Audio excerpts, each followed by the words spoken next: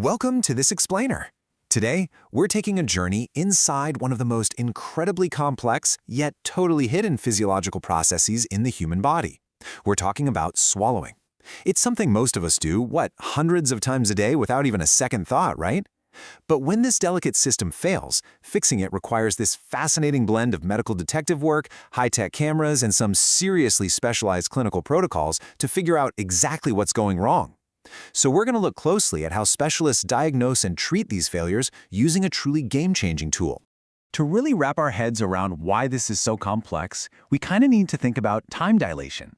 The entire physiological ballet of a safe swallow, literally everything required to move food from your mouth down to your esophagus while perfectly protecting your airway, happens in just 1 to 1.5 seconds. I mean, that is incredibly fast.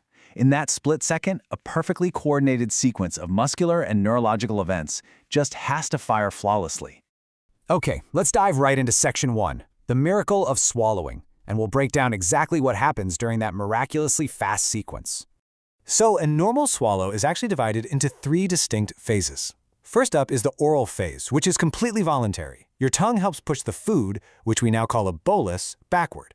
But the very moment the base of your tongue crosses the angle of your jaw, bam, it triggers a reflex. This kicks off the second phase, the pharyngeal phase. And here's the crazy part. This phase is entirely involuntary. You are completely no longer in control. Finally, the cricopharyngeal sphincter relaxes and the food drops right down into the esophagus for the final phase on its way to the stomach.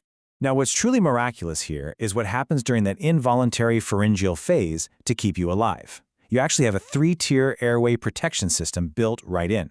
The epiglottis comes down like a lid, the ventricular bands contract, and the true vocal cords close tight, all simultaneously.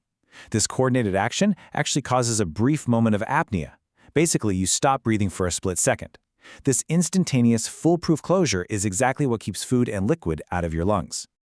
But what happens when this perfectly timed system breaks down?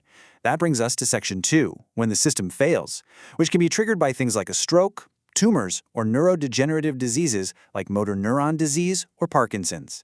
When this system fails, medical professionals call it oropharyngeal dysphagia. Basically, this is an impairment in the transfer of a food bolus from the oral cavity through the pharynx and into the esophagus. When the timing is off, or if the muscles are weak, your airway is simply no longer protected. And the absolute greatest danger here is that the bolus doesn't go into the digestive tract, but instead drops straight down into the airway. This results in aspiration pneumonia, which, as you might guess, carries incredibly high morbidity and mortality risks.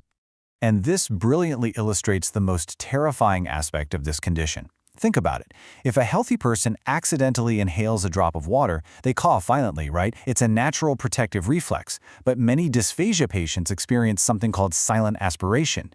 Because of sensory impairments, maybe from a stroke or having a long-term tracheostomy tube, they don't even feel the food entering their airway. They literally have zero cough reflex. Food just slips silently right into the lungs. It's highly dangerous and honestly often goes completely unnoticed until it's too late. So how in the world do clinicians actually see a problem that happens in 1 single second inside the throat, especially if the patient isn't even coughing? Well, let's turn to Section 3 inside the FEES procedure for a diagnostic evaluation. Enter FEES. This stands for Flexible Endoscopic Evaluation of Swallowing, pioneered by an amazing speech-language pathologist named Susan Langmore. FEES involves passing a flexible endoscope right through the nasal cavity. It gives doctors this continuous bird's-eye view of the larynx and pharynx. And crucially, the patient is totally awake for this. Medical professionals specifically avoid using numbing sprays in the threat because, well, that would artificially impair the exact sensation they are trying to evaluate in the first place. Now, the procedure itself is highly structured. Medical professionals rely on the 4 pillars of FEES. First, before any food is even given, they evaluate the anatomy and physically touch the tissues with the scope to test sensation. Second, they deliver a bolus, actual food or liquid, to test the swallow. Third, they test specific head postures and swallowing maneuvers to see if they make the swallow safer. And finally, fourth, they use the live video feed to provide direct visual feedback right to the patient.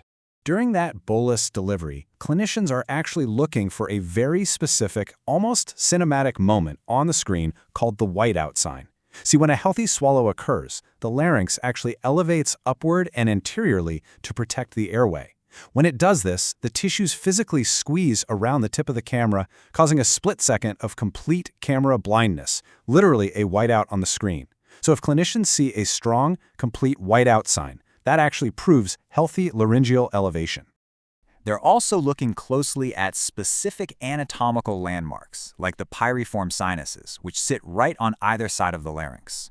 Fascinatingly, each pyriform sinus holds exactly 15 milliliters. If the lower sphincter isn't relaxing properly, food and liquid will start to pool in these sinuses. Because of that exact 15 milliliter capacity, pooling actually has to become quite significant. We're talking over 30 milliliters total before dangerous spillage into the airway actually occurs. This perfectly explains why some patients can manage tiny sips but end up choking on larger gulps. Now let's transition to how these medical detectives actually use all this visual data in Section 4, the clinical dysphagia protocol. They don't just look around and guess. They follow a highly rigorous, systematic test flow to score the danger. This protocol is where true clinical science absolutely shines, bringing incredibly precise metrics to a split-second physiological event. The really crucial point here is exactly how they test the swallow. They use the IDDSI scale. That's the International Dysphagia Diet Standardization Initiative. Clinicians will typically test at least 3 different consistencies during the FEES exam, and they're often dyed blue to make them highly visible and distinct on camera. They might start with level 0, which is a thin blue dyed water, then move to a level 4 pureed consistency like thick soup, and eventually test a level 7 regular solid like a cracker or biscuit. This highly systematic protocol helps them pinpoint exactly which consistencies the patient can handle without aspirating. It's all about finding that safe baseline for eating. And while testing those consistencies, they formally score the danger using the penetration aspiration scale. Basically, if the blue-dyed food enters the airway but stays above the vocal folds or touches the vocal folds but is successfully coughed out, that's called penetration. Up to a score of 4 on this scale, it's generally considered a safe-ish swallow. But if the material passes below the vocal folds and isn't ejected, that is true aspiration, resulting in a highly dangerous score of 5 or higher. The protocol dictates that if severe aspiration happens with thin liquids, they have to immediately adjust the diet or consider alternative feeding methods. Okay, so once the diagnostic scoring is complete, we move right into Section 5, Treatment and Recovery, where we begin the patient's long-term rehabilitation journey. You see, FEES isn't just a diagnostic tool. It's actively used for video-assisted swallowing therapy. By watching the live screen, patients can actually see their own swallow happen in real time. If a clinician suggests a chin tuck maneuver, which physically changes the angles in the throat to protect the airway, the patient can instantly see on the monitor how that maneuver keeps the blue food right out of their lungs. Or they can practice supraglottic swallow techniques. This live visual feedback is huge. It empowers patients to actively adjust their anatomy, literally turning a dangerous swallow into a safe one. But sometimes, the therapy is just going to take time and the patient needs alternative nutrition. A nasogastric or NG tube is often placed initially, but because it goes right down through the throat, it can actually physically hinder swallowing therapy by rubbing against those sensitive tissues. So, if recovery is going to take more than a month, clinicians will transition the patient to a PEG tube, a percutaneous endoscopic gastrostomy tube, which goes directly into the stomach through the abdomen. What's absolutely fascinating here is that with a PEG tube, the rapid nutrition and calorie buildup often gives patients the vital physical energy they need to actually succeed in their swallowing rehab. It's a real game changer. We've seen just how incredibly complex 1.5 seconds of human biology can be and how advanced our diagnostic protocols have become. But it does leave us with a much larger question to ponder.